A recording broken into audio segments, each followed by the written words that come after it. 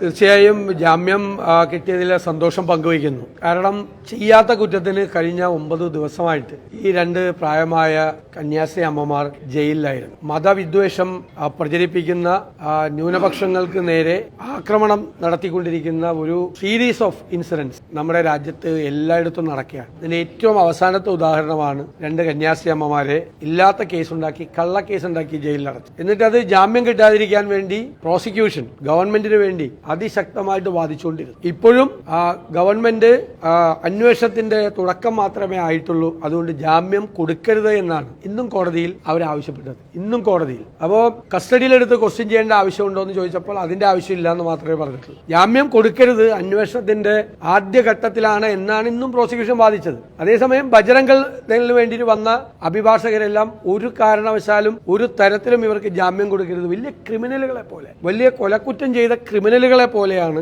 ഈ കന്യാസ്ത്രീമാരെ കുറിച്ച് ഇവര് പറഞ്ഞ് പരത്തിയിരുന്നത്. അപ്പോൾ BJPയുടെ സംസ്ഥാന നേതൃത്വം പറയുന്നതിനൊന്നും യാതൊരു പ്രസക്തിയില്ല, ദേശീയ നേതൃത്വം പറയുന്നതിനും ഒരു പ്രസക്തിയില്ല.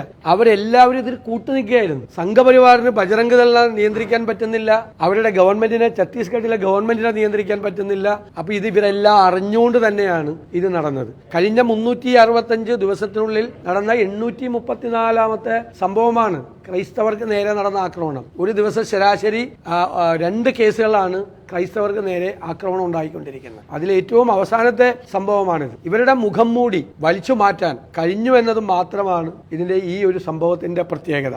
ഇനി ഇത്തരം സംഭവങ്ങൾ നമ്മുടെ രാജ്യത്ത് ഒരിടത്തും ആവർത്തിക്കപ്പെടാതിരിക്കാൻ വേണ്ടിയിട്ടുള്ള നടപടികളാണ് സ്വീകരിക്കുന്നത്. മതത്തിന്റെ പേരിൽ ഒരു സമൂഹത്തെയും ആക്രമിക്കരുത്. തെറ്റായ കാര്യമാണ്. മതപരിവർത്തനം നടത്തിയെന്നും മനുഷ്യക്കള്ളക്കടത്ത് നടത്തിയെന്നുള്ള തെറ്റായ ആരോപണം ഉന്നയിച്ചുകൊണ്ടാണ് ജാമ്യമില്ലാത്ത കേസിൽപ്പെടുത്തിയവരെ ചെയ്തത്. അപ്പൊ അത് വീണ്ടും ആവർത്തിച്ചാൽ, ഇപ്പൊ ഒരു സ്ഥലത്തും അവരുടെ വസ്ത്രങ്ങൾ ഉപയോഗിച്ചുകൊണ്ട്, ഇപ്പോ കന്യാസ്ത്രീമാർക്കും വൈദികർക്കും അവരുടെ വസ്ത്രങ്ങൾ ധരിച്ചുകൊണ്ട് യാത്ര ചെയ്യാൻ പറ്റില്ല, ഒരു ട്രെയിനിൽ യാത്ര ചെയ്യാൻ പറ്റില്ല, പുറത്തെ ബസ്സിൽ യാത്ര ചെയ്യാൻ പറ്റില്ല. ഒരു സ്ഥലത്തും ഈ പറയുന്ന BJP ഭരിക്കുന്ന സംസ്ഥാനങ്ങളിൽ യാത്ര ചെയ്യാൻ കഴിയാത്ത തരത്തിലേക്കുള്ള ഒരു സ്ഥിതിയാണ് ഉണ്ടായിരിക്കുന്നത്. രാജ്യവ്യാപകമായി ഇഷ്ടംപോലെ വിദ്യാഭ്യാസ സ്ഥാപനങ്ങൾ നടത്തുന്നുണ്ട്, ആതുരാലയങ്ങൾ നടത്തുന്നുണ്ട്, ഒരുപാട് ആദിവാസി മേഖലകളിൽ മിഷണറി പ്രവർത്തനങ്ങൾ നടത്തുന്നുണ്ട്, ചാരിറ്റി പ്രവർത്തനങ്ങൾ നടത്തുന്നുണ്ട്. സ്റ്റാൻസ്വാമിയെ വന്ധ്യവയോധികനായ ഒരാളെ ജയിലിൽ പാർക്കിൻസൺ ഡിസീസ് കൊണ്ട് 2 കൈയും കൂട്ടിപ്പിടിച്ച് ഒരു ഗ്ലാസ് വെള്ളം കുടിക്കാൻ വയ്യാത്തൊരു വന്ധ്യവയോധികനെ ക്രിമിനലാണ് എന്ന് പറഞ്ഞ് ചങ്ങലക്കിട്ട് ജയിലിലിട്ട് കൊന്ന ഭരണകൂടമാണ്. ചങ്ങലക്കിട്ട് ഭരണകൂടം. ഒരു സ്ട്രോ പോലും ചോദിച്ചിട്ട് കൊടുത്തില്ല വെള്ളം കുടിക്കാൻ. വെള്ളം കൈ ചേർത്ത് പിടിച്ച് പാർക്കിൻസൺ ഡിസീസ് ആയതുകൊണ്ട് വെള്ളം കുടിക്കാൻ പറ്റാത്ത ഒരു വന്ധ്യവയോധികനെ ജയിലിൽ ചങ്ങലക്കിട്ട് കൊന്ന ഭരണകൂടമാണ്. അവരാണ് ഇത് ചെയ്തുകൊണ്ടിരിക്കുന്നത് എന്നുള്ള യാഥാർത്ഥ്യം എല്ലാവരും തിരിച്ചറിയണം. ഇത് രാജ്യത്തെ ഭരണഘടന ഉറപ്പു നൽകുന്ന ആ സംരക്ഷണത്തിന്റെ ലംഘനമാണ് ഇവിടെ നടന്നത്. ലംഘനമാണ്. ഇത് ആവർത്തിക്കപ്പെടാൻ പാടില്ല ഇന്ത്യയിൽ ഒരു സ്ഥലത്തും. അതിനെതിരായിട്ടുള്ള ശക്തമായ പോരാട്ടം നടത്തും. ഇപ്പൊ ജാമ്യമാർക്ക് കിട്ടുന്നതിന് വേണ്ടിയിട്ടുള്ള നിയമപരമായ പ്രവർത്തനങ്ങൾക്ക് നേതൃത്വം കൊടുത്തത് ശ്രീ റോജി എം ജോൺ MLAയും ശ്രീ സജീവ് ജോസഫ് MLA. ഞാൻ അവരെ പ്രത്യേകമായി അഭിനന്ദിക്കും. അവരവിടെ ക്യാമ്പ് ചെയ്ത്, പ്രത്യേകിച്ച് റോജി അവിടെ ക്യാമ്പ് ചെയ്തവർക്ക് ജാമ്യം കിട്ടണവരെ അതിന് വേണ്ടിയിട്ടുള്ള ലീഗലായിട്ടുള്ള കാര്യങ്ങൾ ചെയ്തു. ഇനി FIR ക്വാഷ് ചെയ്ത് ഈ നിയമപരമായി കോടതിയിൽ പോയി FIR ക്വാഷ് ചെയ്യുന്നത് വരെയുള്ള നിയമ പോരാട്ടത്തിന് പൂർണ്ണമായ പിന്തുണ ഞങ്ങൾ നൽകും.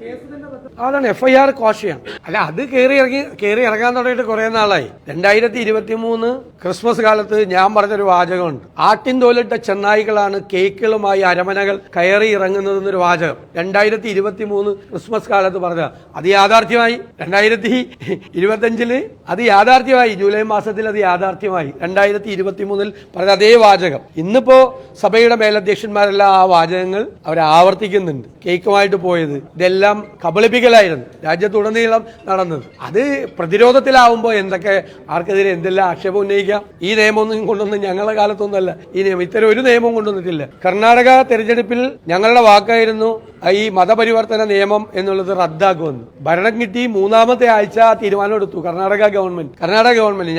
ഞാനാണ് അന്ന് ബാംഗ്ലൂരിൽ തെരഞ്ഞെടുപ്പ് പ്രവർത്തനവുമായി ബന്ധപ്പെട്ട് ക്രൈസ്തവ സഭയുടെ ഒരു ആവശ്യം ഈ നിയമം മാറ്റണമെന്ന് പറഞ്ഞു. അന്ന് ദേശീയ നേതൃത്വത്തിന്റെ കൂടി സഹായത്തോടു കൂടി കർണാടകയിലെ ലീഡർഷിപ്പ് നൽകിയ ഉറപ്പ് അവരെ അറിയിച്ചത് ഞാനാണ്. തെരഞ്ഞെടുപ്പിൽ ജയിച്ച് 3 ആഴ്ചക്കുള്ളിൽ ആ നിയമം കർണാടകത്തിൽ BJP ഗവൺമെന്റ് കൊണ്ട് നിയമം സിദ്ധരാമയ്യ ഗവൺമെന്റ് പിൻവലിക്കുകയുണ്ട്. ഇതാണ് നടന്നത് യഥാർത്ഥത്തിൽ. ഇത് ഇവര് മനഃപൂർവ്വമായി മതസ്പർദ്ധ ഉണ്ടാക്കി ഒരു ഒരു രണ്ട് മതങ്ങളെ തമ്മിൽ അടുപ്പിക്കാൻ വേണ്ടി കേരളത്തിൽ ശ്രമം നടത്തി. ക്രൈസ്തവരെയും മുസ്ലിങ്ങളെയും തമ്മിൽ ഭിന്നിപ്പിക്കാൻ കേരളത്തിൽ നടത്തിയ ശ്രമം, അതിൻ്റെ പരാജയം കൂടിയാണ് ഈ സംഭവത്തിൽ ഉണ്ടായിരിക്കുന്നത്.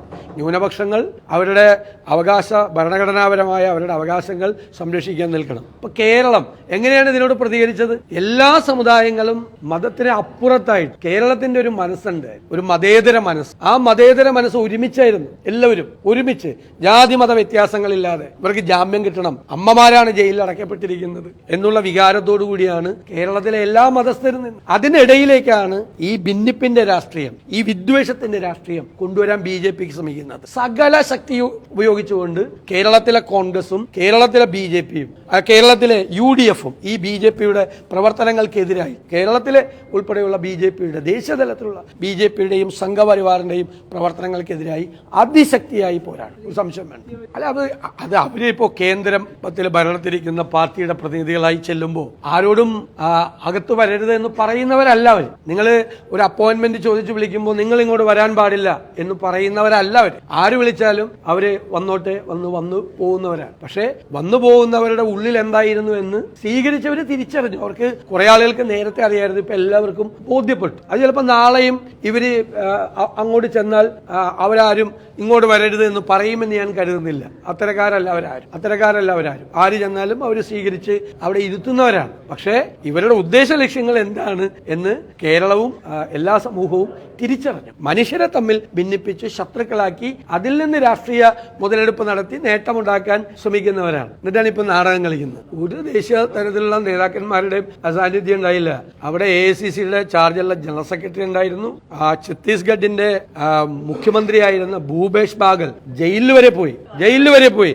അവിടുത്തെ PCC പ്രസിഡന്റ് ഉണ്ടായിരുന്നു. പ്രിയങ്ക ഗാന്ധിയുടെ നേതൃത്വത്തിലാണ് പാർലമെന്റിൽ സമരം നടത്തിയത്. അതെല്ലാവരും ഉണ്ടായിരുന്നു. എല്ലാ MP-മാരുടെ 2 ഡെലിഗേഷനാണ് അവിടെ പോയത്. അത് വളരെ കൃത്യമായിട്ടുണ്ടായിരുന്നു. അത് ഇവിടുത്തെ ഈ കേരളത്തിലെ BJPക്കാര് പ്രചരിപ്പിക്കാൻ നോക്കിയതാ. ഒരു പ്രസ്താവന ഉണ്ടോ എന്നൊക്കെ ചോദിച്ചു. ഞാൻ ഭൂപേഷ് ബാഗലിന്റെ പ്രസ്താവന എടുത്തു കൊടുത്തല്ലോ. ഏതെങ്കിലും ഛത്തീസ്ഗഡിലെ നേതാക്കന്മാരുടെ പ്രസ്താവന ഒന്ന് കാണിക്കാമോ എന്ന് ചോദിച്ചാൽ ഇവിടുത്തെ BJPക്കാരോ പറഞ്ഞത് കേട്ട് നിങ്ങൾ മാധ്യമപ്രവർത്തകർ കഴിഞ്ഞ ദിവസം എന്നോട് ചോദിച്ചതാണ്. അവിടുത്തെ മുൻ മുഖ്യമന്ത്രി, ഞാൻ അദ്ദേഹമായിട്ട് ഫോണിൽ സംസാരിച്ചാണ്. അതേ എല്ലാ കാര്യത്തിനും റോജി M. ജോണൊക്കെ ആയിട്ട് ബന്ധപ്പെട്ട് ഈ കേസിന്റെ നടത്തിപ്പും അതിന്റെ വക്കീലിനെ എല്ലാ കാര്യത്തിലും അദ്ദേഹം ഉണ്ടായിരുന്നു. മുൻ മുഖ്യമന്ത്രിയാണ് അവിടെ വന്ന് നിൽക്കുന്നത്. അപ്പൊ ഇവിടുത്തെ BJPക്കാര് പ്രചരിപ്പിച്ചത് പച്ചക്കള്ളാണെന്ന് തെളിഞ്ഞില്ലേ? അദ്ദേഹം അവിടെ ഉണ്ടായിരുന്നു. ആദ്യത്തെ ഡെലിഗേഷന് MP-മാരുടെ ഡെലിഗേഷന് ജയിലിൽ അനുമതി നിഷേധിച്ചപ്പോൾ മുൻ മുഖ്യമന്ത്രി അവിടെ വന്നു. അദ്ദേഹം കൂടി ജയിലിൽ പോയി ഈ കന്യാസ്ത്രീ അമ്മമാരെ കണ്ടു. അതായിരുന്നു കോൺഗ്രസ്. ഇവരുടെ കാപട്യൊന്നും കോൺഗ്രസിന്